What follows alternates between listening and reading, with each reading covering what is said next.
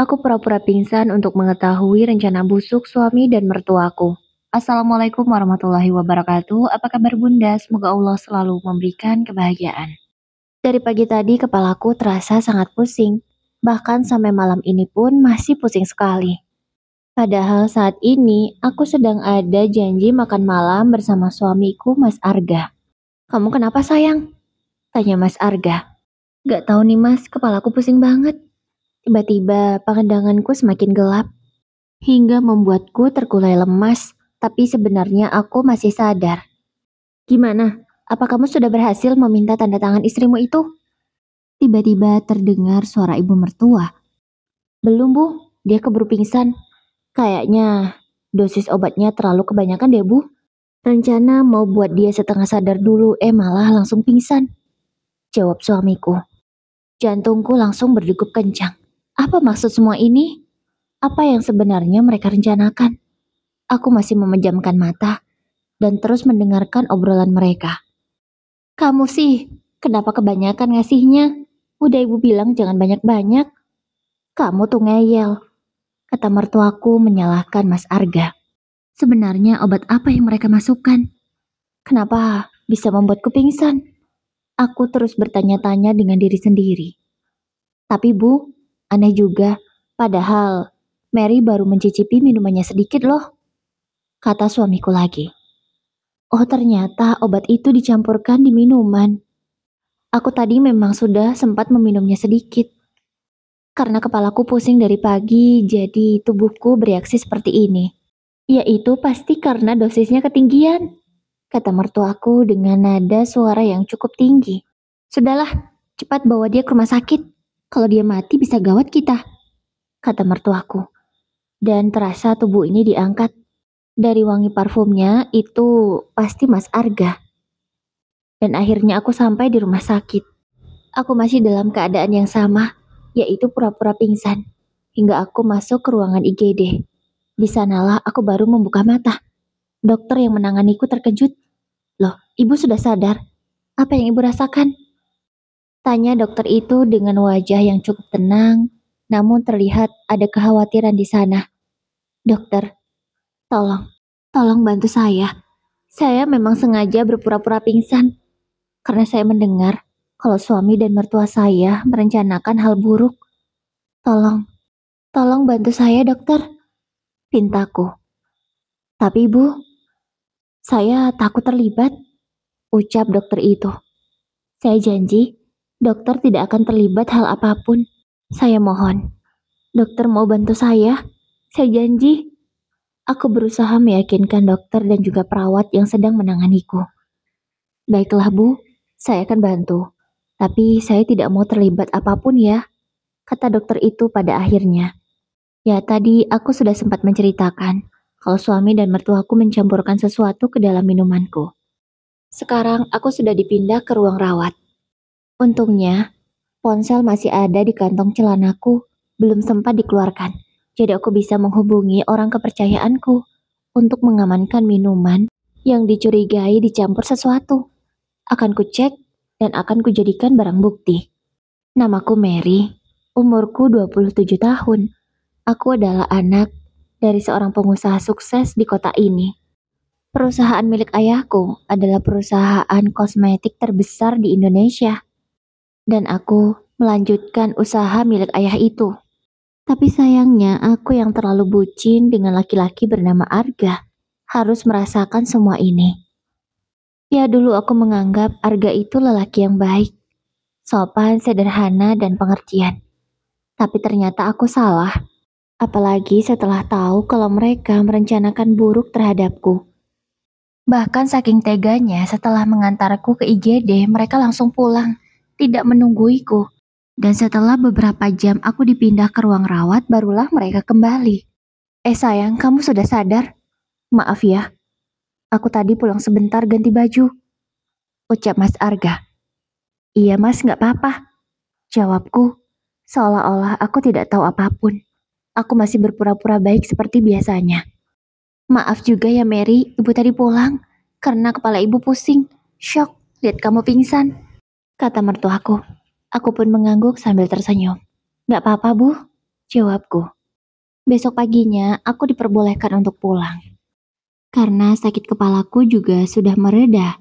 Tapi dokter masih mencari tahu apa penyebab aku sakit kepala. Karena dicurigai, aku meminum sesuatu yang berbahaya sehingga membuat kepalaku sering pusing seperti ini. Dan sesampainya di rumah setelah aku ingat-ingat, setiap hari aku selalu meminum sebuah pil. Pil itu dari ibu mertuaku. Katanya itu pil kesuburan. Makanya aku percaya dan ku minum setiap hari. Selama ini aku hanya minum pil ini. Apa jangan-jangan pil ini ya yang berbahaya? Batinku. Akhirnya, kuputuskan untuk langsung mengecek pil itu ke laboratorium. Agar aku segera tahu apa sebenarnya isi kandungan pil itu. 2 hari kemudian, hasil pengecekan terhadap minuman yang dicurigai dan juga pil itu sudah keluar. Aku hanya bisa menutup mulut saking terkejutnya. Karena ternyata, pil yang selama ini aku minum bukan pil kesuburan, melainkan pil yang malahan bisa membuatku mandul. Ya, pil itu pil herbal. Bahkan biasa digunakan untuk menggugurkan janin. Dan ini malah ku minum setiap hari dengan alasan supaya aku bisa cepat hamil. Astagfirullahaladzim, jahat sekali ibu mertuaku. Sementara itu, hasil pengecekan minuman menunjukkan bahwa ada dosis obat tidur yang sangat tinggi di minuman itu. Tak hanya bisa membuatku tertidur dalam waktu yang lama, bahkan bisa juga membuatku kehilangan nyawa. Ya Allah, ternyata sejahat ini mereka. Mulai saat ini aku tak akan tinggal diam. Akan ku buat mereka menyesal sudah bermain-main denganku. Langkah pertama yang aku lakukan adalah memasang CCTV di seluruh sudut rumah. Aku akan memasang CCTV tersembunyi. Akan kuawasi gerak-gerik mereka. Aku harus mengumpulkan bukti yang lebih banyak supaya bisa memberikan balasan yang setimpal untuk mereka. Tapi sebelum itu, aku harus bermain-main dulu dengan mereka. Karena aku yakin, selama 2 tahun pernikahanku dengan Arga, mereka sudah mempermainkanku. Mas, kayaknya ibu butuh hiburan deh mas. Kamu ajak ibu jalan-jalan Gi. Kasihan ibu, udah lama kan di rumah aja. Ucapku, sengaja itu kulakukan agar mereka semua pergi dari rumah. Sehingga orang CCTV bisa dengan leluasa memasang CCTV yang aku minta. Saking terahasianya misi ini, asisten rumah tanggaku pun tak ada yang tahu. Mereka aku suruh belanja, membeli bahan-bahan pokok yang sudah habis. Dan ku beri uang juga untuk mereka jajan di luar. Pasti mereka akan lama di luar rumah. Ini kesempatan yang sangat bagus. Kalau di sini bagaimana Bu? Pas atau tidak? Tanya petugas CCTV. Agak geser sedikit Pak. Kalau di situ kayaknya masih kelihatan. Pintaku. Dan petugas itu pun manut, menuruti permintaanku. Kurang lebih 4 jam, pengerjaan pemasangan CCTV akhirnya selesai. Semua CCTV sudah terkoneksi di ponselku. Aku bisa memantau mereka kapan saja. Selain di rumah, aku juga memasang CCTV sekaligus perekam suara di mobil Arga. Dan hal itu sudah aku lakukan pagi tadi, sebelum dia berangkat memakai mobil itu. Saat ini aku sedang memantau mereka. Penasaran, apa yang mereka bicarakan kalau tidak ada aku? Kamu harus gerak lebih cepat, Arga. Jangan sampai kita nggak dapat apa-apa. Rugi, kamu sudah 2 tahun menikah dengan Mary. Kalau sampai nggak dapat apa-apa, kamu itu bodoh. Kata ibu mertuaku kepada anaknya. Iya Bu, aku tahu. Tapi gimana? Bukan hal mudah Bu untuk membuat surat puasa seperti itu. Apalagi harus membutuhkan tanda tangan Mary kan? Haduh Arga kamu ini ya, kayak nggak pernah ibu ajarkan saja. Kamu bisa kan buat berkas yang sangat banyak? Dan salah satu di antara berkas itu, kamu buat surat kuasa agar Mary menyerahkan seluruh hartanya ke kamu. Masa gitu aja nggak ngerti sih? Kata mertuaku lagi. Ternyata ibu mertuaku punya ide selicik ini ya. Wah, ibu benar juga. Oke lah Bu, aku akan lakukan itu. Ibu tenang saja, urusan ini pasti beres. Nah gitu dong, kamu mau kan nikah sama Indah? Dia sudah lama menunggu kamu. Ibu juga lebih suka kalau Indah yang jadi menantu ibu, bukan si Mary. Saking bencinya ibu sama Mary, ibu sampai buat dia mandul gak bisa hamil anak kamu. Itu semua ibu lakukan demi apa? Ya agar kamu bisa segera bersatu dengan indah, bagai ditusuk belati yang begitu tajam. Aku tidak menyangka orang yang selama ini aku percaya dan aku sayangi, tega menyakitiku sampai seperti ini. Selama ini aku selalu baik pada suamiku. Saking baiknya, aku memberikan jabatan yang cukup tinggi kepadanya, yaitu kepala operasional atau wakil CEO. Karena saking bucinnya aku dan tololnya aku sampai memberikan jabatan tinggi itu untuk dia. Dan gaji yang dia dapatkan juga jauh lebih besar dari yang seharusnya. Aku mengepalkan tangan, pertanda pembalasan dariku akan dimulai. Sore harinya, asisten rumah tanggaku, mertua dan juga suamiku sudah kembali. Mereka pulang dengan wajah yang sumringah. Ya bagaimana tidak, mereka habis pesta pora hari ini, pasti mereka senang. Sayang, aku belikan ini untuk kamu, kata Arga, memberiku segelas es. Kuperkirakan harga es itu hanya 10.000. Nah benar, ini mah es campur di pinggir jalan, batinku. Aku beri mereka uang jutaan rupiah, tapi pulang ke rumah hanya membawakan oleh-oleh untukku segelas es campur. Terima kasih ya mas, jawabku sambil tersenyum manis. Walau sebenarnya aku muak melakukan ini. Andai aku belum tahu, mungkin aku akan tetap baik pada mereka, memberi mereka banyak uang, sehingga mereka bisa berpesta pora. Tapi kali ini yang terakhir kalinya. Karena aku sudah tahu akal busuk suamiku, di kantor aku mengecek laporan yang selama ini dia buat. Setelah aku periksa, banyak sekali dana yang diselewengkan. Untuk apa ini? Perasaan proyek ini tak pernah ada. Kenapa tergelontorkan uang sampai ratusan juta? Dan ini, perusahaan ini tidak ada. Pasti ini akal-akalan Arga, supaya bisa mengeruk uang perusahaanku. Dan setelah aku telusuri dan aku cari tahu benar, uang perusahaan masuk ke rekening suamiku sendiri. Kurang ajar kamu mas. Enak sekali kamu mengambil uangku. Kamu harus kembalikan. Sementara itu saat di rumah, aku bersikap biasa saja. Aku tak menunjukkan bahwa aku tahu sesuatu. Aku masih melayaninya dengan baik, mengambilkan makannya, menyiapkan pakaiannya. Aku masih menjadi istri yang dia harapkan. Malam itu saat di kamar. Sayang, ini ada beberapa berkas yang harus kamu tanda tangani. Nih, langsung tanda tangani ya. Karena besok, aku mau langsung bertemu sama klien. Kata Arga, memberikan beberapa lembar berkas. Aku baca dulu ya mas. Kayaknya lebih afdol kalau dibaca dulu. Jawabku. Gak usah sayang, langsung saja kamu tanda tangani. Masa kamu gak percaya sih sama suamimu ini? Buktinya selama ini, setelah aku gabung di perusahaanmu semakin maju, iya kan? Katanya menyombongkan diri, padahal kinerjanya tidak seberapa. Malahan sudah korupsi uang perusahaan. Iya sih mas, tapi kayaknya kalau dibaca lebih baik. Karena aku sudah sangat berpengalaman untuk hal seperti ini. Aku tidak mau kalau sampai ada berkas yang mencurigakan malah aku tanda tangani.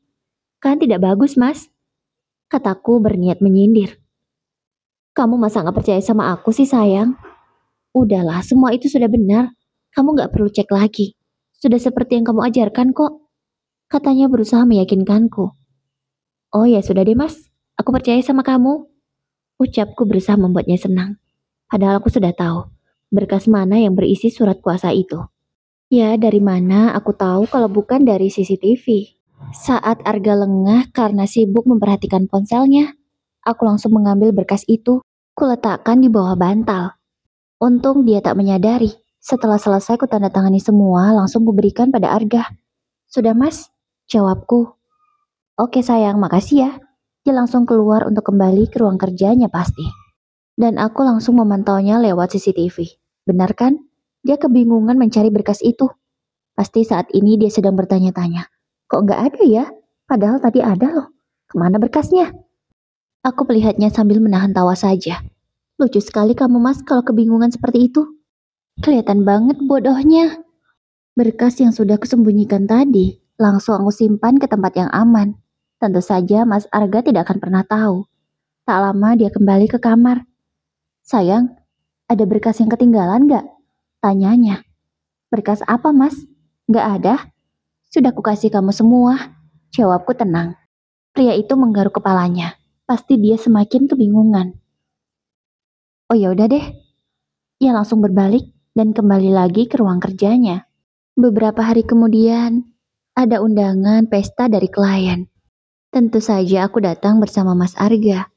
Sepertinya momen ini adalah momen yang pas untuk aku mengambil uangku kembali. Biasanya, ada beberapa kolegaku yang menjual berlian di sini. Aku akan meminta agar Mas Arga membelikan untukku. Kalau biasanya aku tak pernah minta seperti ini, maka kali ini akan kumanfaatkan momen yang sangat berharga ini. Bu Mary, ini koleksi terbaru. Cantik banget kan? Iya, cantik banget. Saya suka. Kalau yang ini berapa harganya ya? Tanyaku, dengan wajah yang serius karena berniat ingin membeli. Kalau ini murah saja saya kasih ke ibu. Cukup 300 juta saja. Satu set loh, katanya. Oh, sebentar ya. Saya panggil suami saya dulu. Aku langsung menarik tangan Mas Arga. Padahal saat ini dia sedang ngobrol dengan teman-temannya. Tapi aku tak peduli. Dan kebetulan juga, di sana ada seorang suami yang mengajak istrinya dan membelikan berlian. Aku yakin, kali ini gengsi Mas Arga akan tinggi seperti biasa. Mana mungkin dia mau direndahkan. Mas, aku mau berlian yang ini. Satu set murah loh mas, cuma 300 juta. Belikan ya mas. Aku bicara di depan banyak orang. Pasti Mas Arga tidak bisa menolak. Karena bisa jatuh harga dirinya kalau tidak menuruti permintaanku. Oh, kamu mau yang itu ya sayang? Oke, ambillah. Biar aku yang bayar. Katanya membanggakan diri. Akhirnya kamu masuk perangkapku juga mas. Ucapku dalam hati. Mas Arga segera mentransfer uang sejumlah 300 juta. Oke Pak Arga sudah masuk. Terima kasih ya Pak. Mas Arga langsung memakaikan berlian itu ke tangan, leher dan juga jari manisku. Dan pujian langsunglah terlontar untuk Mas Arga. Wah, Pak Arga ini memang suami idaman ya. Apapun yang diminta istri langsung dituruti saat itu juga. Semakinlah besar kepala suamiku itu. Acara pun selesai, kami pulang. Sayang, panggil Mas Arga. Saat aku masih sibuk memperhatikan cincin berlian yang kupakai sekarang. Kamu suka banget ya sama cincinnya? Sampai dilatin terus? Tanyanya. Iya mas, aku suka banget. Makasih ya mas. Besok beliin lagi ya. Ucapku. Iya, tapi yang tadi kita bagi dua ya. Soalnya uangku habis tuh untuk beli berlian itu. Aku gak minta ganti deh. Bagi dua aja gak apa-apa. Ucapnya tak tahu diri. Apa? Bagi dua? Gak mau. Kamu kan beliin untuk aku. Masa suruh bagi dua sih mas? Lagian ini pertama kalinya loh kamu belikan perhiasan untuk istrimu ini. Masa kamu minta ganti? Jawabku. Bukan gitu. Tapi uangku habis. Katanya. Ya udah sih, kamu kan masih kerja sama aku. Nanti juga gajian lagi. Lagian kamu gak butuh uang untuk apa-apa kan? Ucapku enteng. Iya, tapi kan aku tetap butuh uang untuk pegangan. Katanya kekeh. Udahlah mas, bentar lagi juga gajian kok. Dan aku juga kekeh tidak mau bagi dua. Mas Arga pun tak bisa ngomong lagi. Dia memilih mengalah. Namun beberapa saat hening, dia ngomong lagi. Bulan ini tambahi gajiku ya. Ucapnya tak tahu malu. Tambah gaji? Gak bisa dong mas. Aku malah rencananya mau ngurangin gaji kamu. Karena setelah kupikir-pikir, kinerjamu bulan ini kurang baik. Kamu sering izin dengan alasan mau ngajak ibu jalan-jalan. Sehingga pekerjaanmu lebih banyak dilimpahkan ke asistenmu. Lebih baik gajinya untuk asistenmu aja kan mas? Itu baru adil. Seketika pria yang sudah menikahiku selama 2 tahun ini terkejut. Gak bisa gitu dong. Beda. Aku kan ngajak ibuku. Masa gak boleh izin? Kamu gimana sih? Tega banget sama mertua. Ucapnya tak terima. Ya gimana mas, kerja tetap kerja. Harus profesional. Kita ini atasan mas. Harus bisa kasih contoh yang baik untuk bawahan. Masa aku ngasih contoh yang gak baik untuk anak buahku? Gak mungkin dong, jawabku. Mas Arga terdiam. Tak bisa berkata lagi. Sesampainya di rumah, Aku tak lagi melayaninya seperti biasa. Aku terkesan cuek. Dan berlian yang baru dibeli tadi langsung aku simpan di tempat yang aman beserta surat-suratnya. Ya jangan sampai Mas Arga mencurinya dariku. Rugi dong. Seminggu kemudian, aku punya ide yang sangat cemerlang. Kayaknya kalau mengerjai mereka seperti ini lebih seru deh. Tapi baru saja ingin merealisasikan rencana yang ada di otakku, datang seseorang. Dan aku tahu kalau perempuan itu bernama Indah, selingkuhan Arga. Sayang, kenalkan, ini Indah, sepupu jauh ibu, kata Mas Arga memperkenalkan perempuan itu kepadaku. Oh, kamu Indah ya? Kenalin, namaku Mary, kataku mengulurkan tangan. Aku berpura-pura menyambutnya dengan sangat baik. Namaku Indah, Kak. Salam kenal ya, katanya dengan suara yang lembut. Tapi menurutku itu dibuat-buat sih. Ya aku tahulah tujuannya pasti untuk menggoda lelaki yang ada di sampingnya. Rencananya, aku akan menjadikan dia asisten pribadimu. Supaya jadwalmu ada yang mengatur. Kalau sekretarismu kan, dia sudah banyak kesibukannya. Jadi kupikir kamu butuh asisten pribadi. Dia juga bisa menemani kamu kemanapun kamu pergi, kata Arga. Oh, jadi kamu ingin menjadikan dia asisten pribadiku, Mas? Tapi kayaknya aku nggak butuh banget deh, Mas, jawabku. Sayang, mungkin sekarang kamu belum merasa butuh, tapi sebentar lagi kamu pasti butuh dia. Sudah ya, kamu terima dia jadi asisten pribadimu. Dia ini cerdas kok. Dia lulusan S1. Dia pintar. Pasti kamu bisa mengandalkan dia, kata Mas Arga meyakinkan. Oh gitu ya Mas. Ya sudah deh, akan kucoba. Jawabku membuat mereka tentu saja senang. Terima kasih ya Mary. Oh iya, tolong beri dia gaji yang pantas ya. Gaji yang besar tentunya. Karena ibu yakin Indah tak akan mengecewakanmu, kata ibu mertuaku. Oh tentu saja bu, aku akan beri dia gaji yang layak. Ibu nggak usah khawatir, jawabku kemudian tersenyum. Oh iya, satu lagi, Indah tinggal di sini ya. Kan di sini masih banyak kamar. Daripada dia ngekos, dia kan masih baru di sini, takutnya ada apa-apa. Kalau di sini kan dia lebih aman, pinta mertuaku itu. Aku pun langsung mengangguk setuju. Iya bu, nggak apa-apa. Lagi pula, mungkin lebih baik dari sini kan? Biar bisa berdekatan sama kalimatku sengaja kuhentikan. Berdekatan sama siapa? Tanya Arga. Entah mengapa wajahnya terlihat panik. Berdekatan sama ibu lah, kan dia sepupu jauh ibu kan? Jawabku. Dan terlihat kalau Arga bernafas lega. Iya, bener tuh. Biar bisa berdekatan sama ibu, jadi tinggal di sini saja, kata ibu mertuaku. Oh ya bu, sekalian aja. Dia sekamar sama ibu ya, biar semakin dekat, kataku memberi usul. Ya nggak bisa gitu dong. Ibu butuh privasi, dan Indah juga butuh privasi. Bisa kan kamarnya dipisah? Kan masih banyak kamar kosong, kata mertuaku ngeyel. Iya sih bu, tapi kayaknya kalau sekamar sama ibu lebih aman. Takutnya kalau Indah punya kamar sendiri, malam-malam malah ada yang masuk ke kamarnya kan bahaya bu. Dia kan masih gadis, cantik lagi. Aku sengaja memujinya. Siapa yang mau masuk memangnya?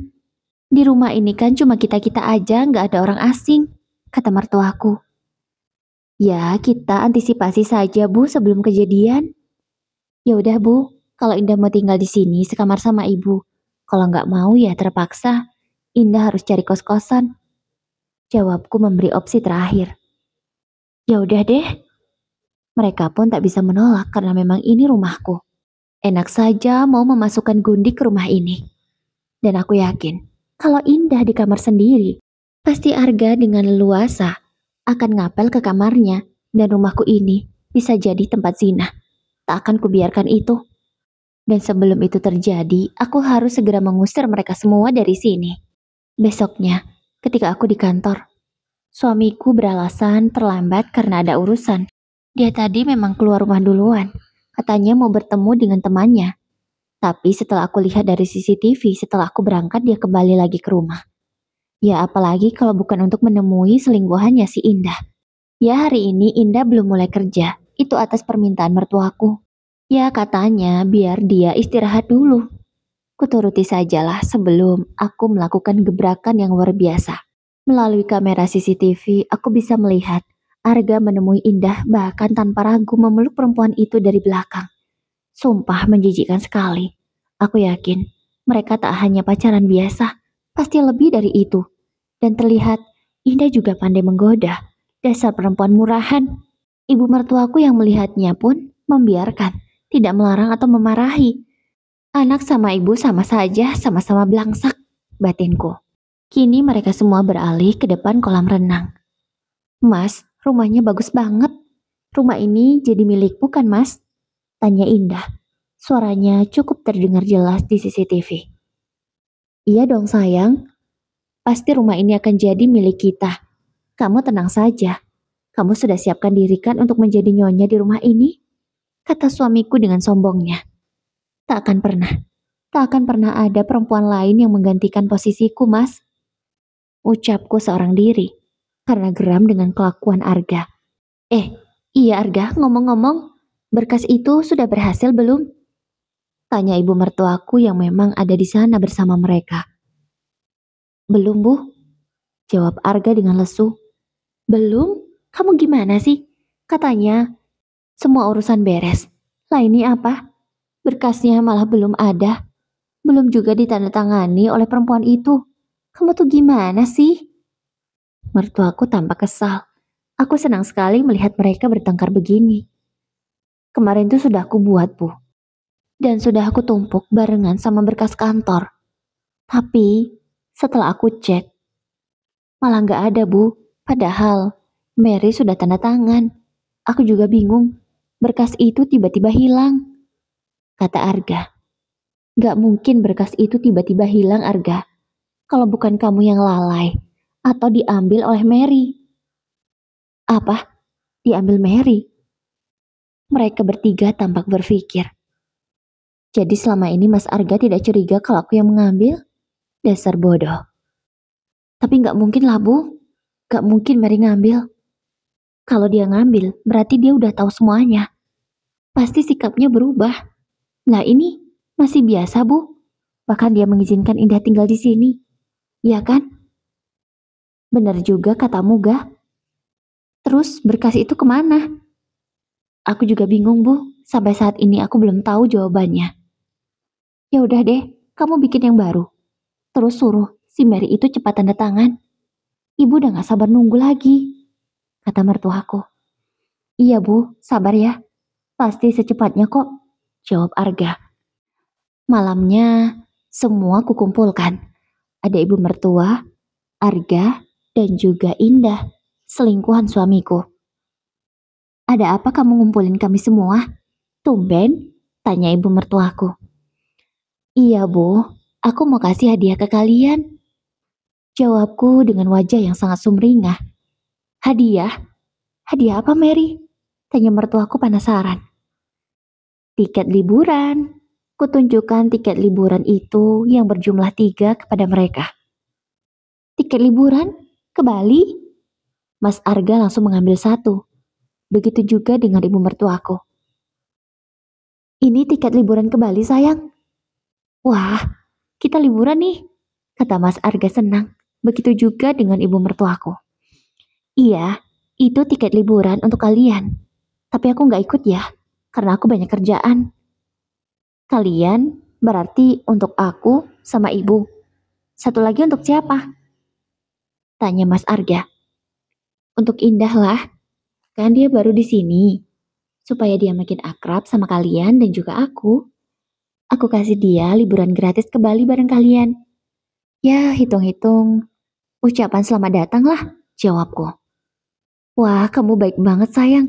Indah pasti senang. Kamu senang kan Indah? Tanya Mas Arga. Iya, aku senang banget. Makasih ya kak, jawab Indah. Sama-sama, semoga liburannya menyenangkan ya. Kalian mendingan sekarang siap-siap deh, karena berangkatnya besok pagi. Mereka bertiga kompak melihat jam penerbangan yang ada di tiket itu. Wah iya, Ayo, ayo Indah, kita siap-siap sekarang. Mereka bertiga langsung semangat masuk ke kamar masing-masing. Sementara aku tetap stay di ruang tamu, menyaksikan mereka lewat CCTV. Dasar bodoh, gumamku. Tanpa mereka ketahui, aku sudah menyiapkan rencana besar. Besok paginya, semuanya sudah siap untuk berangkat. Sayang, kamu lupa sesuatu ya? Tanya Mas Arga. Lupa apa, Mas? Kamu belum kasih kami uang saku, ucap suamiku itu. Oh, tenang saja. Aku sudah menyiapkan semuanya di sana. Penginapan sudah aku pesankan. Dan uang jajan nanti aku transfer ya, Mas. Karena sekarang aku nggak punya uang cash. Jawabku sangat meyakinkan. Oh, begitu. Oke deh, sayang. Makasih ya. Aku bahkan memberikan alamat palsu kepada mereka. Penginapan itu tentu saja tidak ada. Dan mereka juga tidak menyadari kalau tiket yang aku beri hanya tiket berangkat saja, tidak dengan tiket pulang. Mereka semua pun berangkat ke bandara. Mas Arga mengirimkan foto selfie saat berada di pesawat. Aku membalasnya dengan emoticon love dan hati-hati di jalan sayang. Dan beberapa jam kemudian, Mas Arga memberi kabar lagi kalau sudah tiba di Bali. Dia juga mengirim pesan kalau saat ini sedang menuju alamat yang aku kasih. Disitulah, aku langsung memblokir nomornya. Tak hanya nomor Mas Arga, tapi juga nomor ibu mertuaku. Dan misalkan nanti mereka mencoba menghubungiku dengan nomor Indah, maka secara otomatis akan langsung ditolak karena nomor baru. Aku yakin mereka saat ini sudah sampai di alamat yang aku tulis, tapi tidak ada apapun di sana. Jangankan villa, rumah pun tak ada. Yang ada hanyalah hutan belantara. Dan sopir yang mengantar mereka adalah orang suruhanku. Rasainlah, setelah mereka diantar dan membayar ongkosnya, mereka akan langsung ditinggal dan tidak lagi diperdulikan.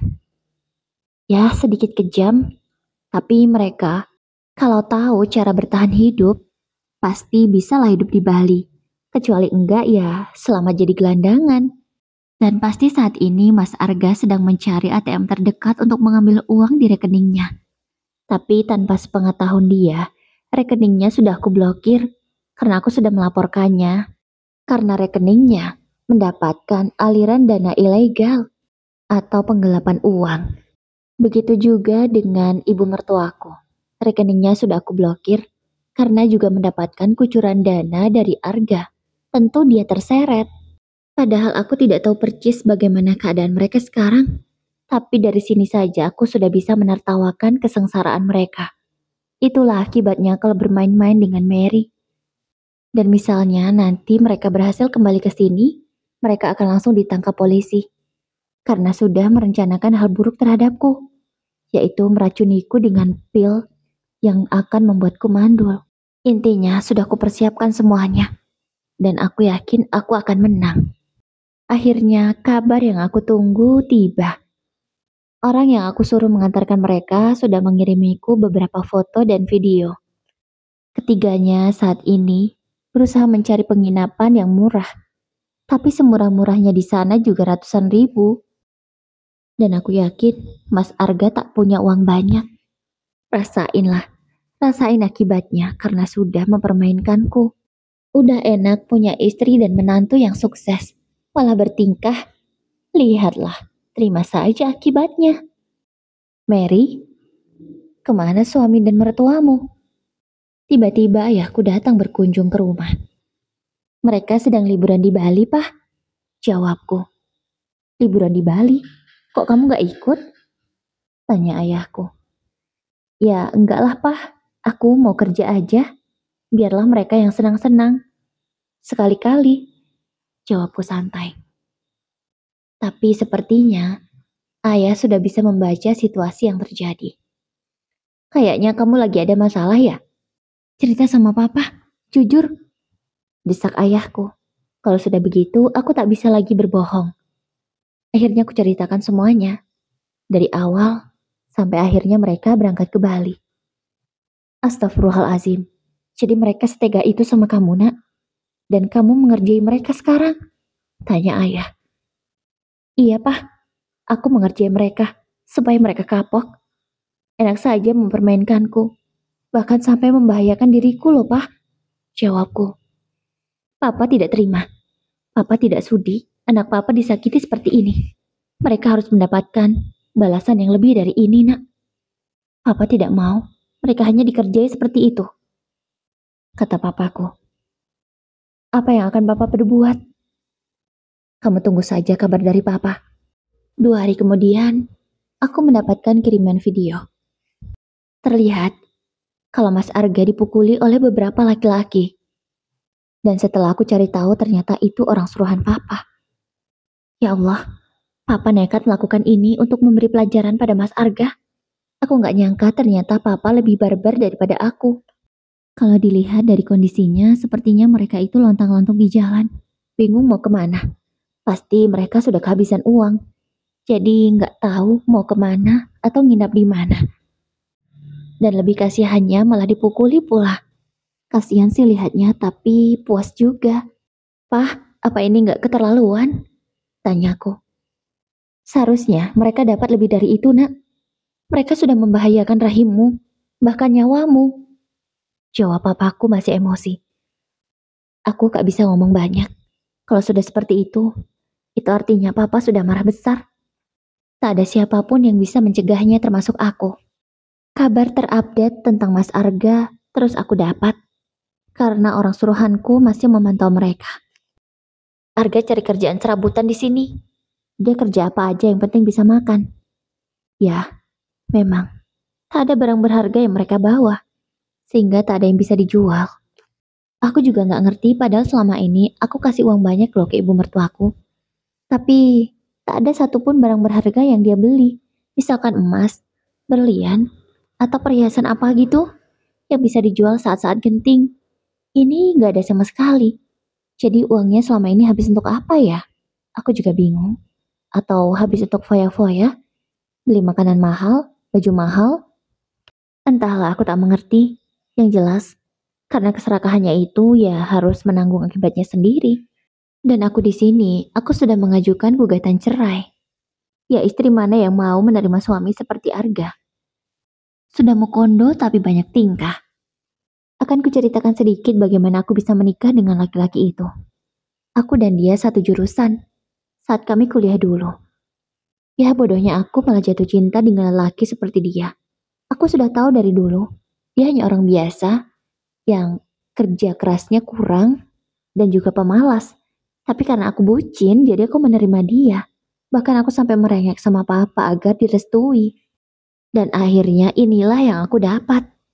Bahkan nyawaku saja hampir melayang. Hartaku pun bakal diambil. Aku benar-benar gak nyangka kalau cintaku dibalas dengan pengkhianatan. Mbak kata pepatah, air susu dibalas air tuba. Ya seperti suamiku inilah yang sebentar lagi akan menjadi mantan. Sebulan sudah berlalu sejak kepergian Mas Arga, mertuaku, dan Indah ke Bali. Kini akte cerai sudah terbit, itu artinya aku sudah resmi bercerai dari Mas Arga. Namun ketenangan itu tiba-tiba diusik dengan kembalinya mereka bertiga. Kamu kurang ajar sekali ya, gak kusangka. Kamu sengaja membuang kami ke Bali, ucap Mas Arga marah-marah. Aku hanya diam, tak aku jawab ucapan itu. Kamu keterlaluan, Mary. Ibu sudah tua, tapi kamu malah membuang ibu seperti itu. Kamu benar-benar gak punya hati ya, ucap mantan ibu mertuaku. Dan aku masih diam. Kamu tahu gak, kami lontang-lantung di sana. Gak punya uang, semua kamu blokir. Ya kan? Tanya Mas Arga lagi, dengan wajah yang berapi-api. Kalau iya kenapa? Jawabku santai. Kamu benar-benar gak punya hati, Mary, kata mertuaku. Maksudnya mantan mertua. Iya, kamu keterlaluan. Padahal Arga ini suami kamu. Ternyata Indah masih ikut juga bersama mereka. Maaf, sekarang sudah mantan. Jawabku santai. Apa maksudmu mantan? Apa kamu sudah menggugat cerai aku? Tanya Arga. Tentu saja, bahkan akta cerainya sudah ada. Jawabku lagi dengan masih santai. Mana buktinya? Pintanya. Akhirnya kutunjukkan bukti yang memang seharusnya dia tahu. Apa? Jadi, kita sudah bercerai. Enggak, aku nggak mau menceraikanmu. Nggak bisa, kamu nggak pernah hadir di persidangan. Jadi, kita sudah resmi bercerai. Ucapku, nggak bisa, nggak bisa. Aku nggak mau menceraikan kamu. Kenapa? Karena kamu takut kehilangan hartaku ya? Kamu itu selama ini bukan mencintaiku, tapi hanya mencintai uangku. Kataku tegas. Dia langsung terdiam. Jangan kamu pikir aku tidak tahu ya rencana busukmu. Sejak aku pingsan saat itu, yang sebenarnya aku hanya pura-pura. Aku tahu semuanya. Aku tahu yang kalian sembunyikan di belakangku. Masih untung, aku tidak melaporkan kalian ke polisi. Kalau kalian terus mengusik hidupku, maka aku akan langsung melaporkan kamu dan juga ibumu. Karena kalian sudah akan membunuhku. Aku langsung menunjukkan barang bukti yang aku punya. Apa? Tidak, ibu tidak mencelakakanmu. Ucap Bu Weni gugup. Gak usah gugup gitu, Bu, kalau memang tidak bersalah. Justru kegugupan ibu menunjukkan kalau ibu bersalah. Ucapku santai. Tidak, Mary. Tidak. Arga, ayo, kita pergi saja dari sini. Jangan usik Mary lagi. Ibu gak mau masuk penjara. Katanya ketakutan. Ya benar tuh kata ibumu. Pergi sana dan jangan pernah lagi kembali ke sini. Karena kalau sekali lagi kalian ke sini, maka siap-siap saja. Kalian akan mendekam di jeruji besi. Kalian bisa kena pasal pembunuhan berencana loh. Dan hukumannya itu hukuman mati atau seumur hidup. Kataku menakut-nakuti. Enggak, enggak. Ayo Arga pergi. Bu Weni langsung menarik tangan anaknya. Mas, terus aku gimana? Teriak Indah. Terserah kamu Indah. Aku gak bisa meneruskan hubungan sama kamu. Lebih baik kamu pergi saja. Aku gak mau menanggung hidupmu. Teriak Arga. Dan secara tidak langsung dia mengakui bahwa dia punya hubungan dengan perempuan itu. Pria itu sejenak menghentikan langkahnya. Mungkin baru sadar kalau dia barusan keceplosan. Tapi akhirnya dia lanjut lagi. Toh, sekarang kami tak ada lagi hubungan. Jadi ya gak masalah kalau aku tahu mungkin batinnya begitu. Kamu mau di sini juga? Mau aku laporkan ke polisi? Karena kamu sudah menjadi selingkuhan suamiku waktu itu? Aku mengancam Indah. Enggak, enggak, aku mau pergi. Buru-buru dia menarik kopernya. Kasihan sekali, pulang dari Bali bukannya keren malah lusuh seperti pengemis. Batinku, puas hati melihat kehancuran mereka. Itulah akibatnya. Kalau punya rencana buruk terhadap orang lain, pasti akan berbalik pada diri sendiri. Jangan dicontoh ya Bunda. Oke Bunda, kisahnya cukup sampai di sini. Semoga terhibur dan bisa diambil hikmahnya. Wassalamualaikum warahmatullahi wabarakatuh.